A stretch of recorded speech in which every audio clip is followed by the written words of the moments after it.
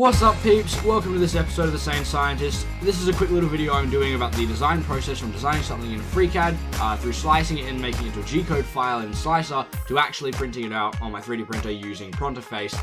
Making this video because I've actually had a few people I know requesting a video like this and asking about the design process, so I thought I'd put this up so people can just watch this and see at least the design process I use. There are better methods out there. There are paid expensive software options that do a much better job of this, but this is the process I use. It's cheap, it works well for at least what I do, which is just a hobby grade 3D printing. It's nothing commercial.